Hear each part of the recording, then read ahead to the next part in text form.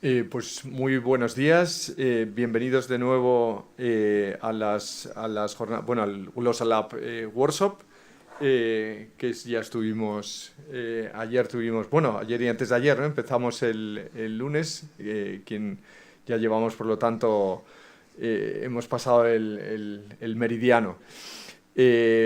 Os recuerdo cómo, bueno, estuvimos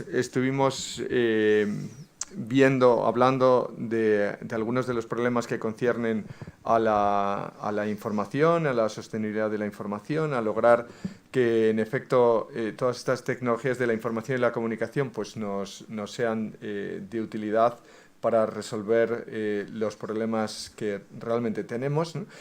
Y acabamos con algunas aplicaciones, algunas soluciones de carácter técnico acerca de cuestiones que habíamos planteado inclusive por la mañana, ¿no? Como habíamos visto en la sesión del lunes, digamos que uno de los objetivos también que queremos dentro de lo que es el glossaLAB Workshop es el ir definiendo el programa de trabajo que deseamos realizar a largo plazo. Ayer, por ejemplo, Teresa, que nos estuvo hablando de la importancia de la integración del conocimiento, ¿no? Que es una de las cuestiones que hemos discutido también desde el principio, pues es fundamental, o sea, para poder llevar a cabo cualquier aprendizaje, ¿no? O sea, un aprendizaje sin integración del conocimiento no puede ser un aprendizaje eficaz. Y hoy lo que vamos a ver es que, o sea, no solamente es integración de conocimiento, sino, como nos va a contar Simón, pues nos hace falta además integrar emoción, ¿no?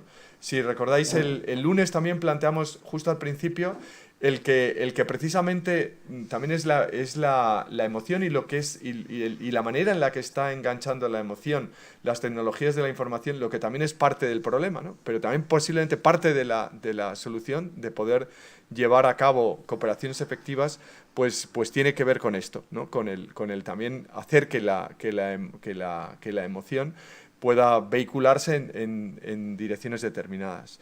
Luego, a continuación, vamos a hablar, vamos a dedicar a esta pequeña sesión práctica de ver cómo podemos aplicar la plataforma glossaLAB en el proyecto que hemos estado desarrollando y en el que seguimos trabajando y cuya continuación, como contó ayer Isaac, es el proyecto Insight.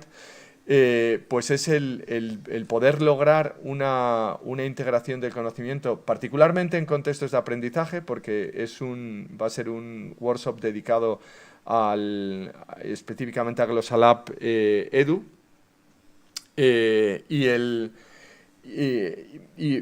Bueno, pues pondremos en práctica, trataremos de ver el cómo funciona, vamos a llevarlo a un caso práctico. Y luego por la tarde, bueno, tendremos la ocasión de discutir dos cuestiones adicionales. Una, como ya os también mencioné, acerca de la presentación de Sofía, de algunas dificultades que existen para llevar las intenciones a los modelos computacionales, a los modelos en este caso serían geométricos o de diseño. En tecnología muchas veces tenemos que desarrollar modelos que se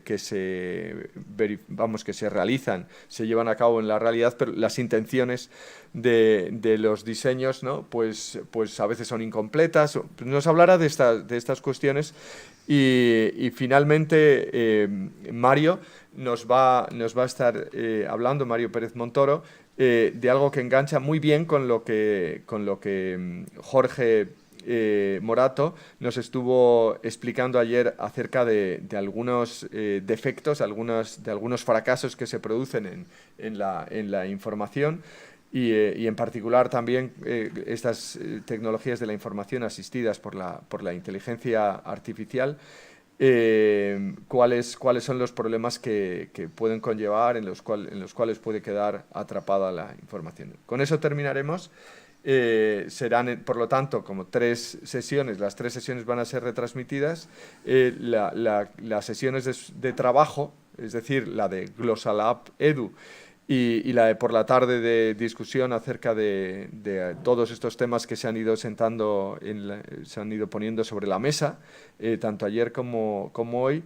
Esas las realizaremos, digamos, en una sesión no retransmitida, que todos aquellos que quieran participar, vamos a tener una sesión de Meet. Pues si alguien está interesado en participar, pues podemos pasar el enlace a todos aquellos que estén interesados. Es decir, la participación va a poder ser por videoconferencia. Nosotros estaremos reunidos en una sesión de trabajo y, insisto, o sea, sentíos invitados, porque no se trata de una sesión cerrada, sino que es una sesión abierta a todos vosotros, ¿no? Pues sin más, quiero dar paso a nuestro amigo Simone Belli, con quien ya tenemos el gusto de llevar trabajando mucho tiempo. Siempre ha mostrado su colaboración, siempre mostrando una buena capacidad también de desplegar ese intercambio también emocional que hace posible la cooperación. Y él es investigador en la Universidad Complutense, es profesor invitado en varias universidades, como la Universidad Yachay y la Universidad del Valle de Aosta. Yachay es en Ecuador, la del Valle de Aosta evidentemente está en Italia. Y bueno, sus campos de estudio, su tesis doctoral es en psicología social, se podría decir. Y la antropología es otro de sus campos, una persona también interdisciplinar, como algunos de los ponentes de ayer. Ha trabajado también en la innovación social, y es mejor que disfrutemos ahora de todo lo interesante que nos va a contar. Muchísimas gracias, Simón. Gracias. Is in English or in Spanish? I have forgotten. Yeah. Oh, yes. So in this occasion, it's in English. It's in English. Yeah. Okay. So in any case, if you feel better, so because I have forgotten at the beginning, I was just presenting according to what is going to come, but now I have forgotten that this was prepared in English. Well, thanks, José María. And congratulations for the conference, the first conference of Tuesday. It was very, very interesting, very complete, very exhaustive information about networks, about how information and knowledge flow in these networks. And I take some part of your conference in my presentation today. Thanks Udima to organize this workshop. Thanks to technicians that help us to retransmit with the transmission of this workshop. And it's a big pleasure for me to be here with you. As you have commented, José María, we have started our collaboration in 2015, I think, in Ecuador, in Yachay Tech, when you visited our university. And in these 8 years, we have worked in different projects, in different workshops like this, in different scientific papers. And with this interdisciplinary vision, transdisciplinary vision, as you mentioned, I come from social psychology, but I think it's very interesting to share ideas not only with researchers from my area, but also with different areas, because knowledge, information enriched in this different perspective. So today I present here a part of our research in Complutense University of Madrid founded by Comunidad de Madrid. It's about research group, how researchers work together. So the subject of our study are ourselves. For the first time, we observe our practice, daily practice, our professional setting like laboratory, meetings, office. And for this reason, I think it's the basis to create later network like glossaLAB, for example, transdisciplinary and international and innovative network. But the most important is to know how to work together. For this reason, that from the social psychologist, our interest is to observe the interactions, the discourses, the practice in the best and innovative research group in Spain. The title of this conference is Cooperation Requires Knowledge and Emotion Integration, because emotion integration is it's one of the most important part, but many times in research it's not a priority, because we are scientists, researchers, and emotions are not so scientific. We prefer numbers, we prefer technology, but we are not robots. We are not artificial intelligence. We are humans. And human beings are very spontaneous many times. People feel angry or happy or in love or rage, and in professional settings. So for this reason, that if a research group work in a perfect way, need to understand how manage these emotions. But the first question is about why we collaborate. Why researchers need to collaborate, need to create research group. So what is collaboration? Because many times, okay, I collaborate, for example, in your presentation, Jose Maria, you present different structure of networks from Barabasi, famous research in a small group, in a small world. And we have incorporated these dynamics in our professional settings. But why researchers need to collaborate? Because it's a fancy word. It's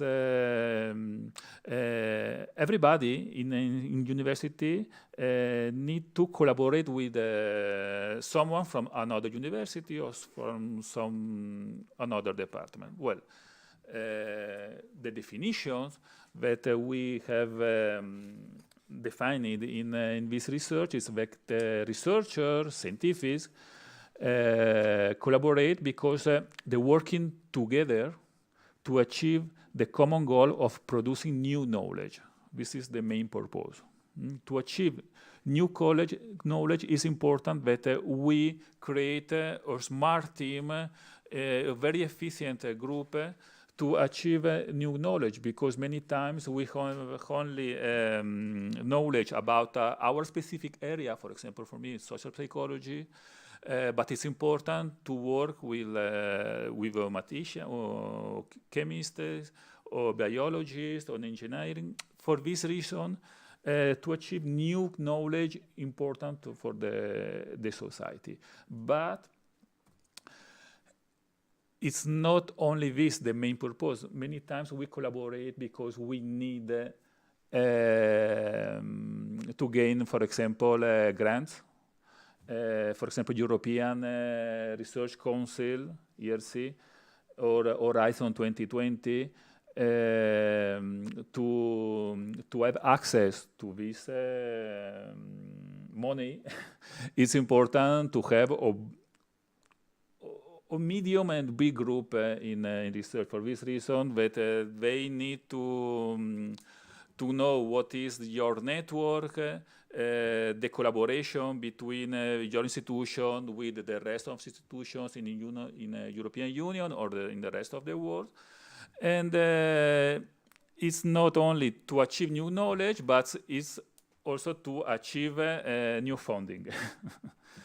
Many times it's like a bright, shiny words. It's like a purpurina. We put this dust to the world, and okay, it's interesting. This is a scientific collaboration.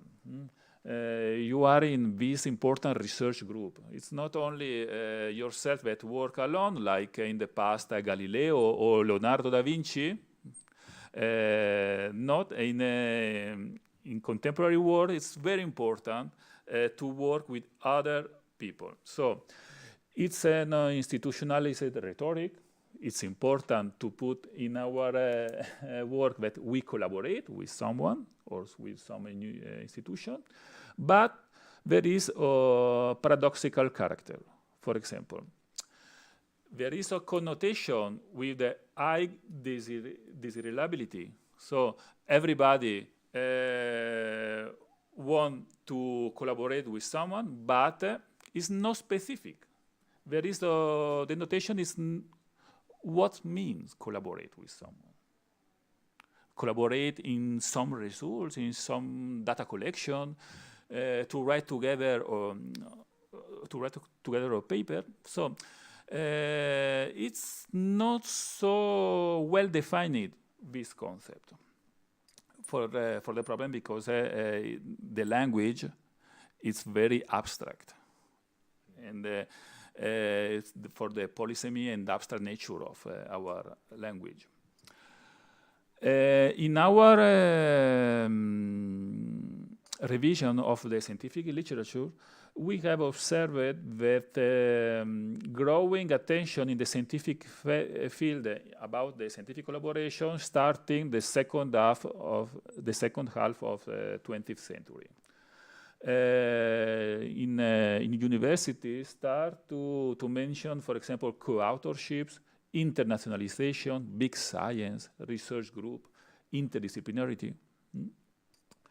And the institution try to promote this practice and measure. Observe in a quantitative way how many papers you publish with other institutions, for example. See? And for example, we have observed the co-authorships networks between the European Union and Latin American and Caribbean institutions. And it's very important to observe how these networks move in a transnational way. Many times promoted for the institutions, the different ministries of science and technology in different countries. Many times for the similar culture and language, for example, Spain with Latin America, Portugal with Brazil. And in a formal way, so with a financial part that promote this collaboration, but many times is in an informal way. This informal way, these informal networks many times is constructed by not so friendship relationship, but something similar. Maybe I visit that institution and I know that person and starting a collaboration. We not have money to write a scientific paper together, but we start to write a scientific paper together, or to organize a workshop in that institution. And it's important, the formal way, of course, but also the scientific collaboration move from in an informal way. But one of the problems in this quantitative way to observe the collaboration is the problematization of representation of the scientific work. For this reason, that in this presentation, I focus in a qualitative way of this collaboration. In different papers that, with my colleague Carlos Lopez Carrasco, we have worked in this last 3 years, we observed the dimensions of collaboration. We moved in our research group from the cohesion dynamic to a certainty dynamic. For example, in the left part of the screen, you can observe this cohesion. The cohesion is to promote well-being in research group. In the well-being for the researchers. For example, it's the hierarchy is horizontal. Different people have different power, not only in one person, for example, the principal investigator, but it's distributed in the rest of the network. So it's like the model that you showed Tuesday, Jose Maria. It's a distributed network, horizontal network, yes? And this is stimulate cohesion. Of course, the extreme of this horizontality is that people don't recognize the authority, and many times they feel lost in this network. Because if everybody can make decision, many times it creates a sort of confusion. Another important thing is about affectivity, about the emotion regulation in this network. In the left part, in cohesion, we do a strong importance to the emotion, to the emotion regulation. For example, in our research, we have observed that people are very worried about the feelings and the emotions of their colleagues. So there is like a friendship relations in these groups. In the right part of the slide, we observe that in certainty, it's not so important the affectivity or the emotion. And the hierarchy is vertical. There is only one person that take decision, for example, the principal investigator. There is a lot of authority. The emotion are not important because if you know too much your colleagues, you are not so professional. We observed how in research group we moved continuously between a cohesion to a certainty. And it's very difficult to have a balance to be in the middle of this scheme. But we have observed how investigators, researchers, principal investigator, PI, change the way to manage his or her group during his or her career. This is interesting because there are social factors of the type of collaboration. We have identified micro, meso, and macro factors in this scientific collaboration. For example, we have observed that cohesion, the model of cohesion to promote well-being in your research group, it's for IPs, investigator principal juniors, under 43 years old, and specifically in small groups. Small group with young people, young researchers under 40 years old, promote this cohesion. But after that start a research group, on emergent research group, and they achieve more funding, more collaboration, and the group is bigger and bigger, change the way to manage this scientific collaboration. For example, the consolidated investigator principles. People from 43 to 60 years old, different size, and try to manage the group not only in cohesion, but to have certainty, because it's important that in a research group it's important well-being, but it's important also the productivity. It's important to achieve important grants, to publish in important scientific journals. They observe that it's important, or a little bit of the certainty. So to arrive in researchers over 65 years old with a lot of experience, senior APs, in this big group, they promote certainty, because it's very important many times that only one person take decisions to the well-being and the future of each researcher, because many times junior researcher, like for example a PhD researcher or postdoctoral researcher, don't have this experience to observe the big figure of the science.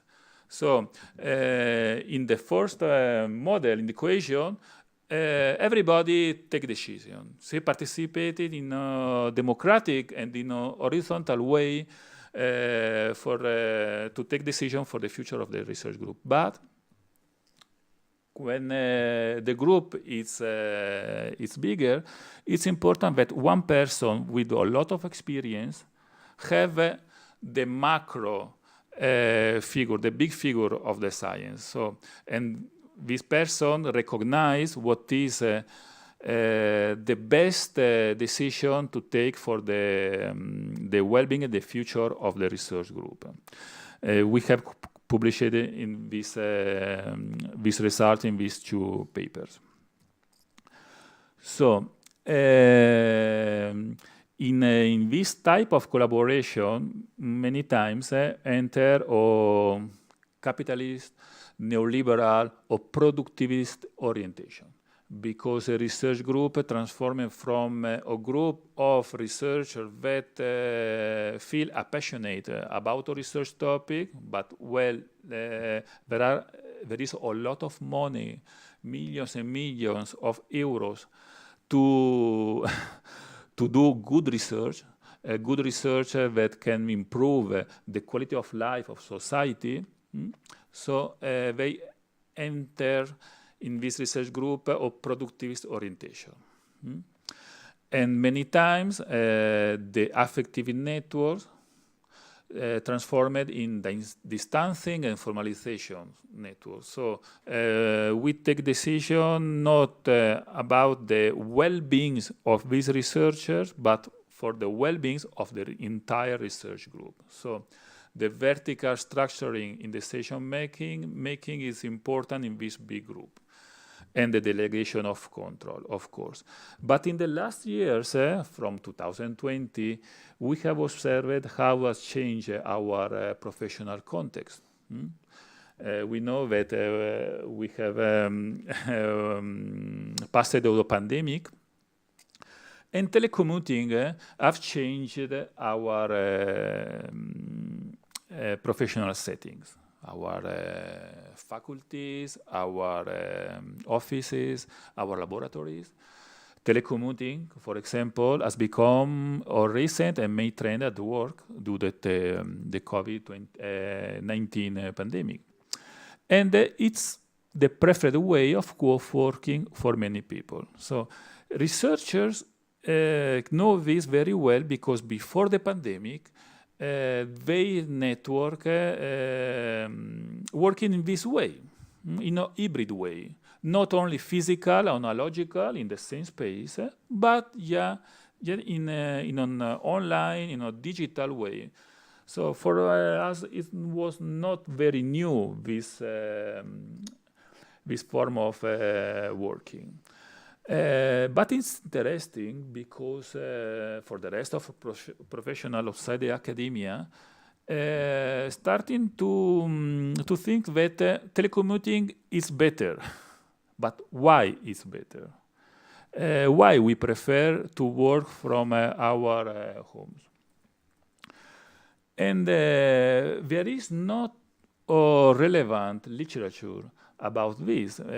For example, from a psychosocial point of view, there is a lack of studies that argue this point. For this reason, that we have started in 2020 to observe how our researchers work in an hybrid way, like telecommuting, and always relating about the leadership, the emotion management between researchers, and of course productivity.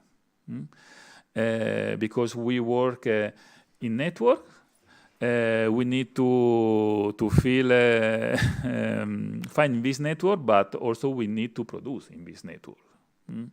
To produce, to publish, to give some result to the society. For this reason, that for us it's very important to observe the well-being related to the stress and huge workload, and many times to observe the molar and focus climates that are strong tools in psychology, used by teams and organizations for promoting well-being and productivity. And we have observed the difference between on analogical space and on a digital space about this climate. And another important point, I think, in this very important research group with a lot of money to spend to do research, there is not an HR team. Human resources teams doesn't exist in research group. A human research team that help to manage some problems, conflicts, that it's very normal when professional person work together. But there is no part that manage these problems in this excellence research group. So lack of research, exploring the relation between molar and focus climates on well-being and scientific productivity, and the leadership in this research. So in our research, we have formulated this research question. The molar and focus climates play a joint role in the promotion of well-being and scientific productivity in the research sector. And the second research question, does the organizational climate for well-being mediate, explain the relationship between the practice of telecommuting and well-being? We have formulated different hypotheses, putting in relation this different variable, and it's important to specify that well-being in our professional setting is not only the job satisfaction, not only to know if a researcher have some job satisfaction in this collaboration. No, the well-being is composed from 4 different types: the job satisfaction, the eudaimonic well-being in general, and the positive emotion and negative emotion that experiment the researcher that work in our research group. The second point in this hypothesis is the telecommuting time. How many hours, how many days I can work from my home. That is, in university we are very flexible to decide when I can work in my home, but in, for example, a research center, in private hospitals, is not so flexible. And the scientific productivity. The second hypothesis is the same, but we have changed the telecommuting. It's not the how many days, but when can I decide, the flexibility. Because many times we have a director that says, okay, Monday and Friday you can work from your home. And the rest of the day of the week you work from the institution. Okay, 2 days of the week I can work in my home. But it's different that I can decide if I work in my home Tuesday, Friday, or Monday. This is the flexibility. We have observed how this change the way that the well-being promote in this research group and scientific productivity. Also, the climate, the molar and focused climate about the well-being, for innovation, for excellence, and for gender equality. It's very important. These are the participants of this study. The positions. We have observed only research group with on European Research Council grant, but because we consider that are one of the most important grants that we have here in European Union, and we have observed ERC groups in Spain. At the moment, in Spain, we have 2006 group with this grant. Only 50 group participate in our research. This is the leaders gender. We have only the 28% of investigator principals female. This is the field of this group. You can observe very interdisciplinary, transdisciplinary groups. We have contacted them during the pandemic, in the 2022, with on an online survey that we have shared in a Google form. This is the measures in this survey. We have divided in different type. For example, the first type is about telecommuting time.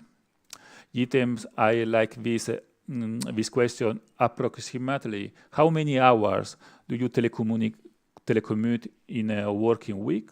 How many hours? The quantity range from 0 to 40 hours a week. The telecommuting flexibility is different because the question is, to what extent can you decide how many days to telecommute? And the response is different. Not at all, completely. It's not so quantitative, but it's most qualitative. Because it's I can decide completely how many days I can telecommute or not. The other measurement is about the hedonic well-being, the part of emotion, affective, positive and negative emotion. We have different scale in psychology. The same for the job satisfaction. With item like I'm completely satisfied with my job. With responsive scale from strongly agree to strongly disagree.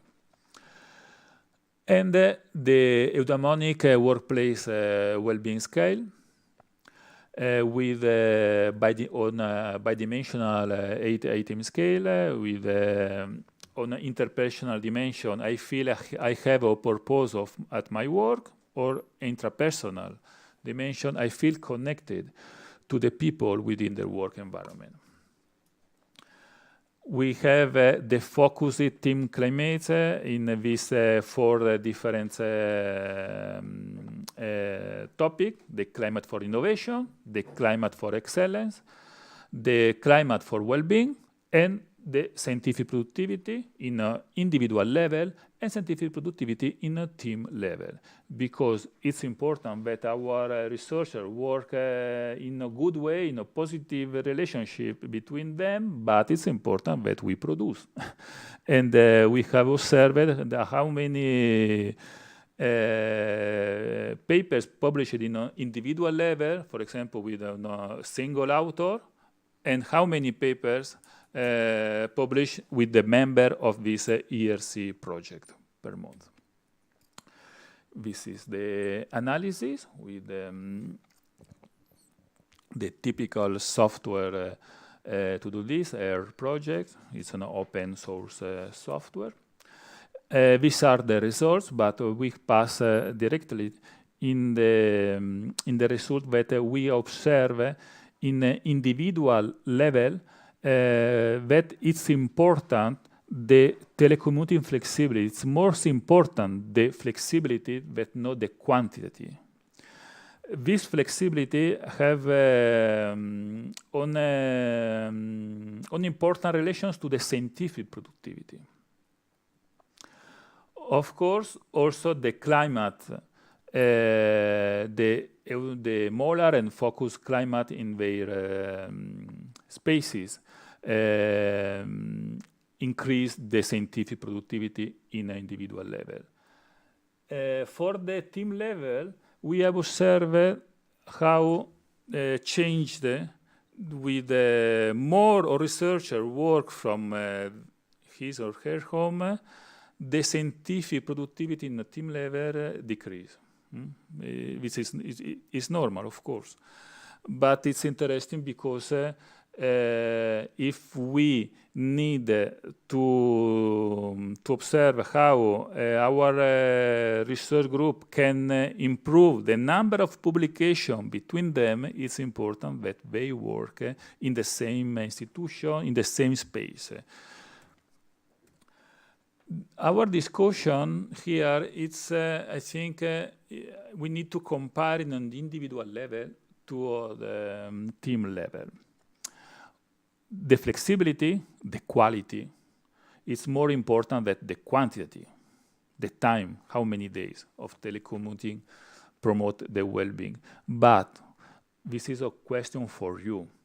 If in our networks we work better, when we work in our spaces, we are very, we produce a lot of paper, of results. Maybe our work environment are not so adequate to work, because if in my office, in my faculty, I am less productive when I work remotely. Maybe our institutions need to have a new design, maybe open space or more cross space, but we need to think other way to work in an analogical way in the professional setting, for the laboratory, for the office, the department, our professional rooms. Another important point is that climates play a relevant role in the promotion of well-being and scientific productivity, of course, and gender innovation and excellence are relevant facets to consider in excellence research sector. But if we pass this result to the team level, we observe that telecommuting time is a negative tool for promoting team well-being, because we can work with our colleagues in a remotely way, of course. But the well-being is not so good like when we work in the same space, because we think here in informal space, for example, take a coffee together, or chattering about something that happened in the weekend or in the holidays. When we work remotely, we don't have this space for this informal conversation. And many times in our analogical and offline professional setting, we have this time to lunch with our colleagues, to take a coffee, and to speak about our hobbies or activities from outside the university. And this promotes the well-being of our colleagues and researchers. So the well-being of the team needs to be adequately managed for enhancing productivity. This is another important point because when we share information, share knowledge, we also to need that observe how the productivity can manage in this new context. Of course, well-being is a complex concept that cannot be just simplified to job satisfaction. Not all its facets relates to productivity. And in the research sector, productivity leads to well-being and not to the our other way around. We have observed that it's very important to have an HR department in this excellence research group to manage these well-beings, the conflicts and the problems, the positive and negative emotion. That many times, for example, in the previous research that we have conducted with Carlos Lopez Carrasco, we observed how many times the IP, the investigator principal,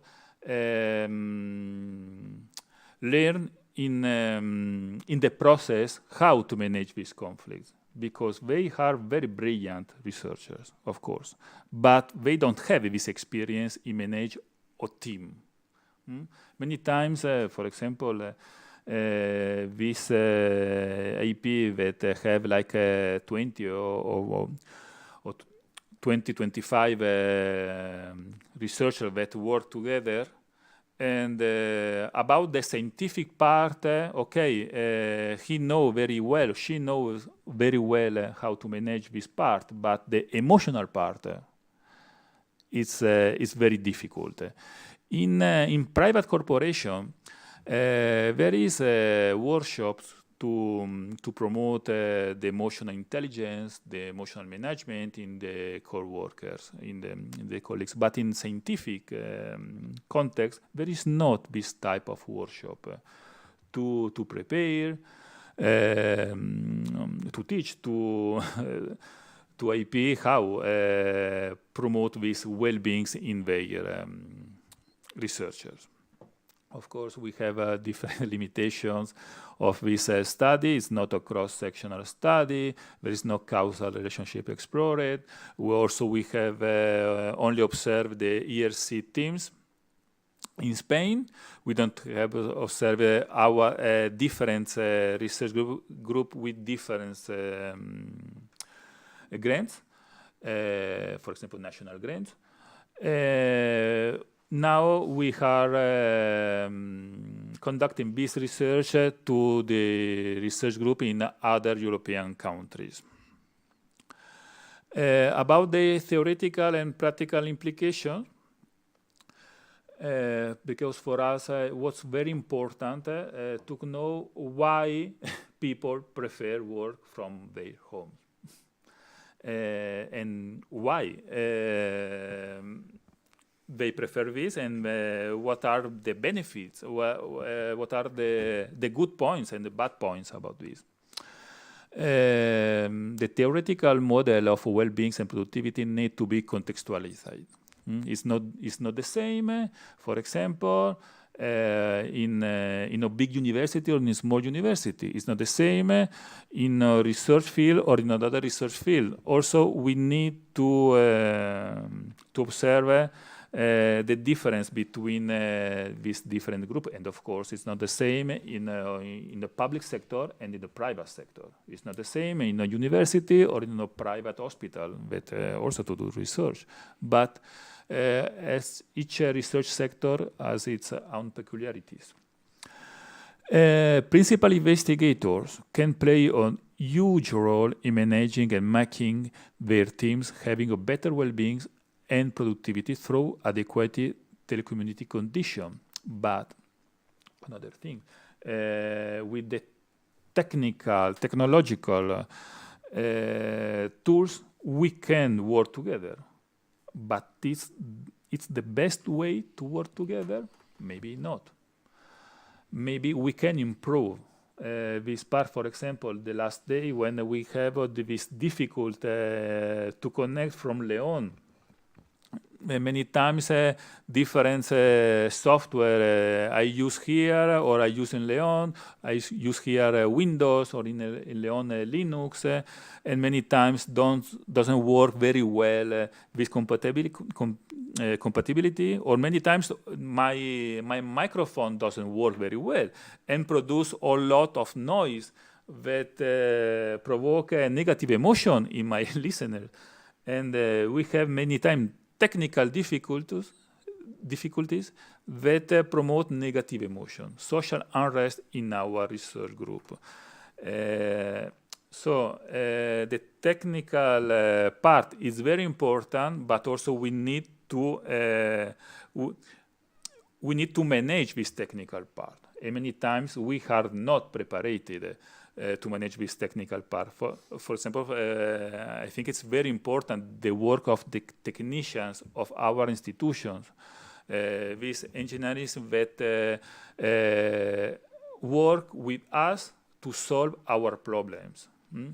And this is a relevant part. It's not only technical part, because these technical problems many times produce a lot of negative emotions. And this is have a negative effect in our productivity, in the exit, for example, of a workshop, or in the publication of a research paper. So this is very important to have always in mind this different condition. And the third and last point, relevant focus in climate should be investigated jointly with the molar climate for well-being when the well-being of research team is at stake before of the productivity. Well, thank you for your attention. And if you have a question, comments, suggestion, we can start. I don't know if now or later. No, I think we can we can have. I think first. So thank you very much. Thank you, Simone. It was I think a great interplay and a fundamental addition that has to be considered in order to bring about so effective collaboration. And I think, yes, so before making a short break and moving to the next session, so we can have some discussion, so for the people in the audience, also for the people who are connected online. So you want to make any question, any comment? Some here. Let me take a look. Somebody pronounce, I ask also. Let me.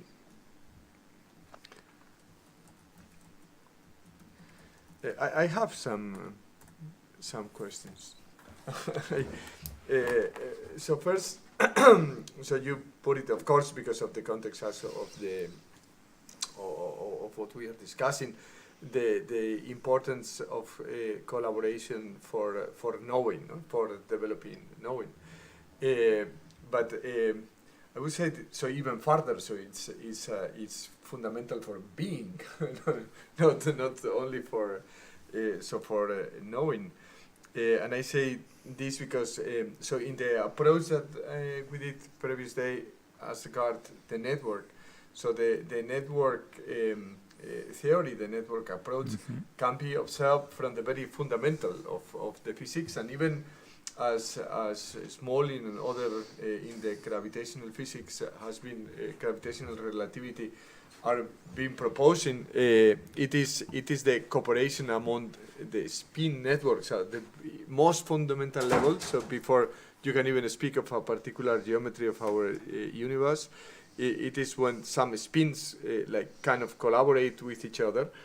So some specific networks happen, and then a geometry is developed. So even in the fundamental physics, you can also see when the interaction that is being provided by the electron together with the proton, then something happens, which is the atom of hydrogen, and so on and so on. So we can go on to explain So the complexity, how this complexity is come about.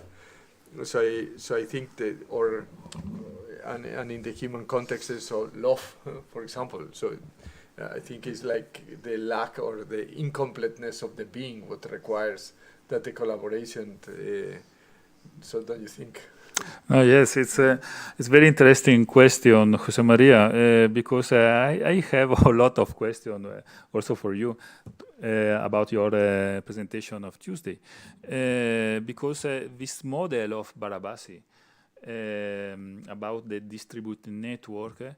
Also, I remember the other study about Granovetter about the criticality in this model. For example, in our research group, or in a Granovetter model in small words, when we have a criticality, something problematic, something new, the networks change. The networks change, but not the structure, but the connection. Many times, a member of this network contacts someone that is part of this network, but in normal conditions doesn't communicate with this person, but in the criticality, yes, communicate, and it's transform this. This is a new important connection, the criticality.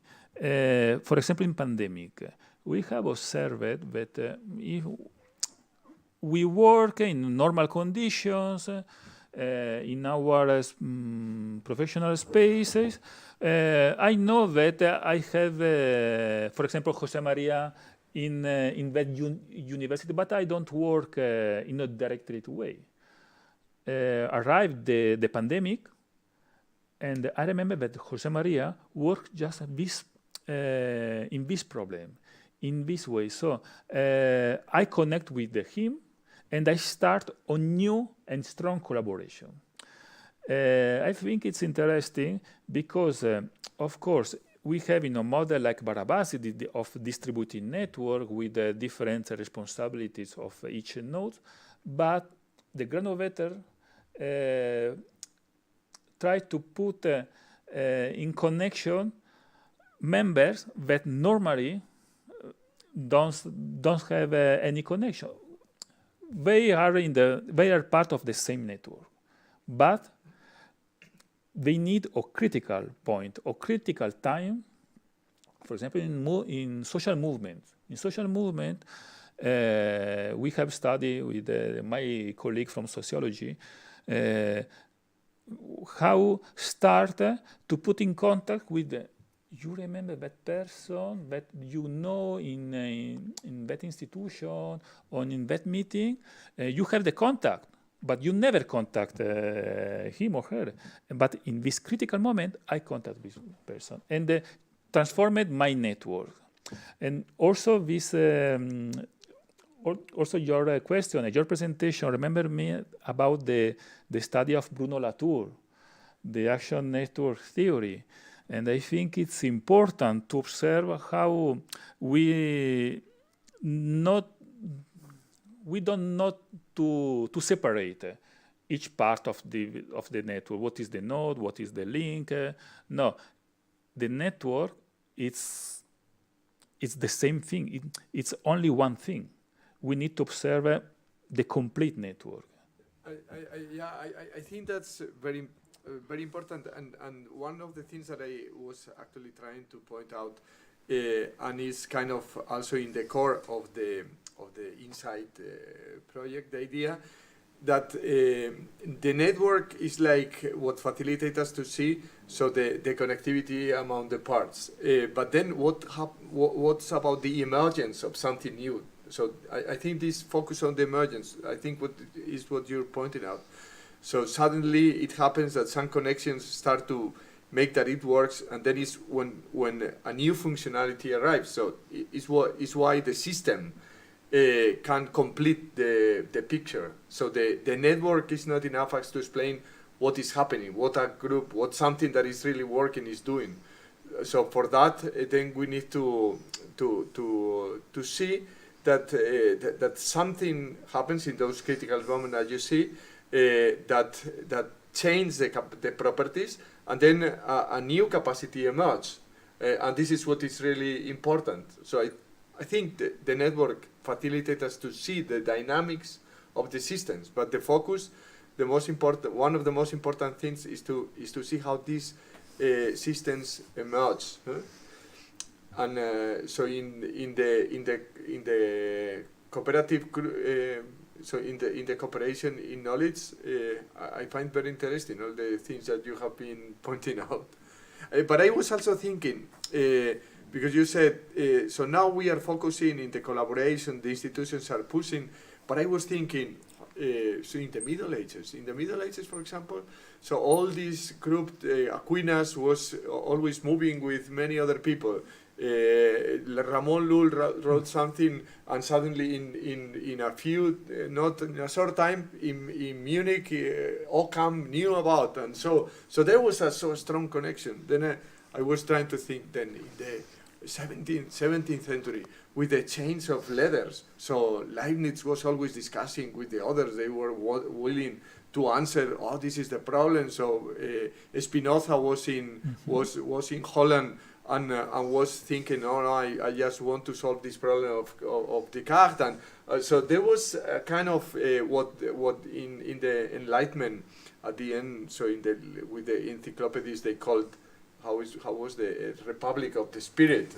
So there was this. I was thinking in many different cases, and I was trying to think what made all this collaboration effective.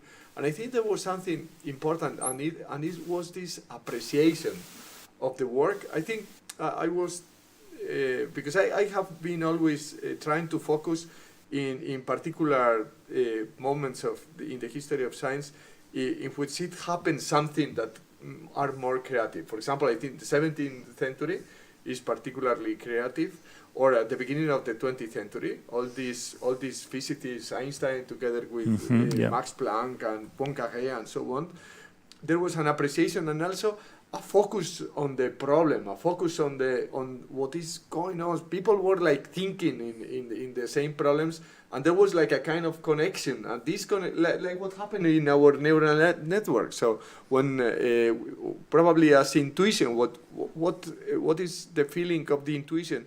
It's like there is a kind of harmony in the problem you are taking with what is being.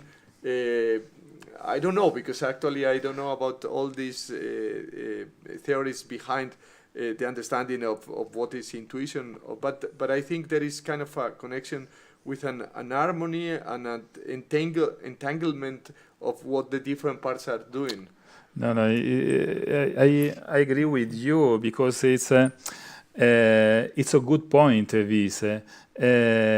Because, for example, with your example, arrived nowadays only names of these big inventors, researchers, but I'm sure that these researchers don't work alone. Leonardo da Vinci, a lot of colleagues that work together, but arrive only his name nowadays, or Galileo, or Max Planck. One of the problems, for example, now with the Nobel Prize, that has changed this way to observe the researcher like a brilliant person that work alone, Albert Einstein. No, we know that our professional, academic, scientific settings have changed.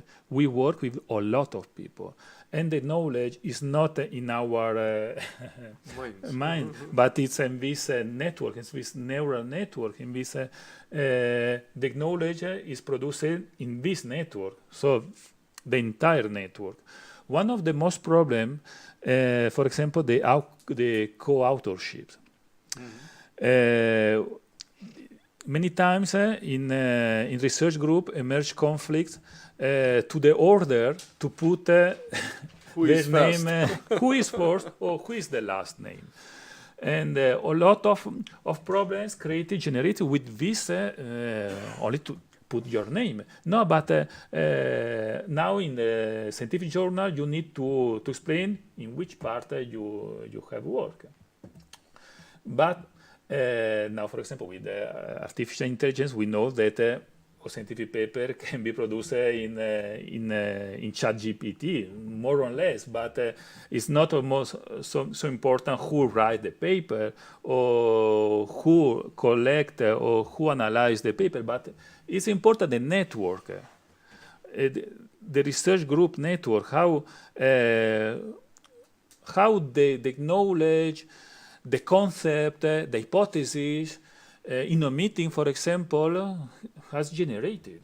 Maybe many times the investigator principal only put an idea, but it's important that his or her name appears in this publication. And the example of the rest of the research group, it's important. For example, the technicians in laboratory. Many times the technicians know how to use these technical tools, this specific machine, and many times his or her name doesn't appear in the publication, but he's part of this network. And for this reason, and there's always conflict, no? Exactly. There are many conflicts. A lot of conflict, and people separate from this bad experience from the research group, and continue in different way. For stupid things, like to put the name in the first, on the second, and the last position in the scientific paper. But I see there something that when I was trying to think in all these periods in the history of science that were very effective, the collaboration, I saw the appreciation of the work of the others very relevant, and nowadays I see a competitive. And so what do you think about this competitiveness that is being very strongly introduced in the core of the sciences? We have defined the competitivity with the collaboration. We have this new term, is the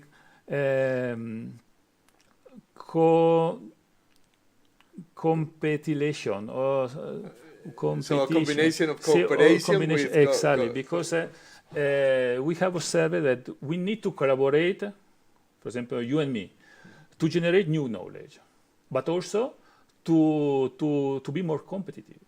So it's not so important the collaboration, but we need to be more competitive because we work in a very competitive context. The scientific context is very competitive, and you need to publish a lot, to have brilliant ideas, to achieve this grant or the other grant. And we know that if we collaborate, we are most competitive. So the dynamic of collaboration is complemented with this competition. And it's always then positive, this competitiveness? As regards collaboration large scale? We can agree or disagree with the current scientific context, with the neoliberal or capitalist way to manage this knowledge. But to recognize that we need to produce, to continue in the university. And I think there are of course, negative aspects, for example, the anxiety or the stress or the huge workloads in the scientific, but also this way to be most productive in our scientific context help us to have most results, most ideas, most things to say to the scientific community, because we publish more things that 10, 20, 30 years ago. Many times, for example, in our university passed this full professor, very famous, that created a department of sociology or department of chemistry, but they don't have published. This person with brilliant ideas have died 10, 20 years ago, and we don't have text. We don't have knowledge to read or to study nowadays, because that context doesn't promote this type of participation. I think, of course, in not very high level of scientific productivity, but on medium workload of scientific productivity help us to generate more collaborations, more interchange of knowledge in our networks, and I think it's relevant. It is. I think it's a positive aspect. So in the context where we are, I understand, but I want to. I was thinking in one example. I'm going to put it. So of one of the most important scientific ideas that was put forward at the beginning of the 20th century that changed a lot. And that was de Broglie. So de Broglie is the one who poses that the electron can be understood as a particle and as a wave. Because before, Einstein has proposed that the light can be understood in both ways. So de Broglie at the time, he was doing his doctoral thesis. And it was very short, and he was proposing that. Actually, he was about to be failed because the professors didn't say this is nothing. This is not strong support, and it was passed to Einstein and said this is a brilliant idea. So he, at the end, he was never accepting completely the idea, but nevertheless said this is really relevant what this guy is proposing, and recommended you should. I think this is an important work, so he passed it. But the point is, Einstein then told to Max Born, and then Max Born said, incredible idea. So then he proposed it to experimentalists, and then several people in England were trying to find out how can I test that. Then in England they failed, they didn't try. Then other people in America, they did some experiments, they published some experiments, they were trying to solve something else. And then published that in which it could be seen the interference pattern of the electron going through a crystal, through a layer of crystals on a metal, and then Max Born read it. I said this is the confirmation. Then the ones that publish get to learn also. So great, this is we have proved. But they never felt, or this has taken this idea and the other has gained with that. No, it was like a feeling, great, we have developed a great idea. And when de Broglie got at the end so all were satisfied. And there was not such competition. My question is, in the current environment, you have all this competitiveness, how would it work? So maybe one poses that, the other would try to appropriate it. I don't know. I think this is an interesting example to think about the role of competitiveness in groups, in collaboration. I don't have the answer, but I think it's very interesting to understand how we are more competitive in this our contest, but because, for example, in the conference of Modestos yesterday, I learned a lot of things, and I incorporate these things, these ideas, like your ideas Tuesday, in my presentation today. I try to manage my semantic vocabulary with new knowledge, new ideas. I think we are working in a semantic network because I incorporate different new grammar to do science, because nowadays we are focusing in our specific area. If I am a social psychology that work in emotion, okay, I only to produce in this area.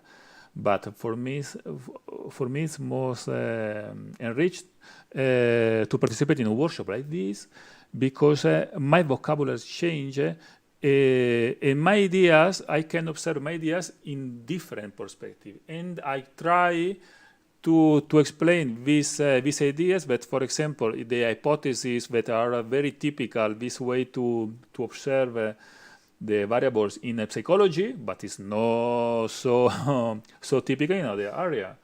And it's interesting because I will change my research thanks to you, thanks to your contribution, thanks to this workshop, or thanks to work in glossaLAB. In these last years, many people from my area asked to me, but why you participate in a workshop that is not in psychology or sociology, or for example in ICAI, application informatics, but because it's more useful for me to participate in this event, to speak with this person that knows to speak with my my colleagues in the same topic, in the disciplinary exactly, and it's a collaboration, it's a cooperation, it's competitive, but not between us, but it's for me. That you gain competencies. Exactly. Yeah. So I agree also. So in the importance of understanding also competitivity in a different way than just only. I don't want that the other is so that just to make the best for each of us. So trying to get the best. Because, sorry, it's like a sport. It's you run a marathon, your competition is not about the rest of people. Well, yes, but your competition, it's about yourself. About your performance, you need to improve. It's not like in a football match that you need to put a goal in the other but it's a different dynamic. You need to be competitive with yourself. You need to have more interesting idea. More interesting collaboration, because in the collaboration, for example, in these papers that I've worked during the pandemic, I've worked in this criticality time with people from different areas and disciplines, and it was very interesting how your work was more competitive in a good way. You received a better impact.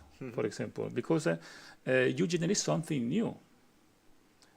Yeah, actually, the pandemic is interesting because the normal relations are kind of broken, and then you can observe how new things emerge. It's interesting that focus. So I have also learned a lot and annotate, and I will be very attentive because many of the things I was trying to annotate of your. Also the vocabulary and trying to understand many things that are behind some of your concepts. By the way, so we have opened so this space for making clarifications of the concepts we are using. I just don't think this was how do you call okay, in any case, more comments, questions? Or we make a break. We make a break and then wait, because Isaac and Hector were in the way and something happened in the train, and that's the reason why they didn't arrive. They said it would be better if they had come by walk from Getafe. So that's what they wrote. But because they were stopping some in between. Two stations, so they will arrive soon. So maybe we can wait for them with a coffee. And so for the people who may be listening, para aquellos que estáis escuchando, bueno, la siguiente sesión la haremos mediante una sesión de Meet. Entonces quien quiera participar, que nos lo diga. Si hubiera alguien aquí en el chat, pues nos lo podéis decir o nos lo podéis comunicar alguno de los organizadores y os pasamos el enlace. Si no, el resto, o sea, ya sois bastantes los que estáis invitados, pues continuaremos en la sala, en la sala que está abajo. ¿Cómo se les puede decir? Podemos quedarnos aquí. ¿Nos quedamos aquí? Ah, vale, pues entonces... Ah, bueno, sí, porque lo tenemos libre. Vale, pues sí, nos quedamos así. Entonces volvemos a la sala B1. Si alguien viene, pues en realidad vamos a estar en la B1. Así es que lo único es que no lo vamos a retransmitir. Es la única diferencia.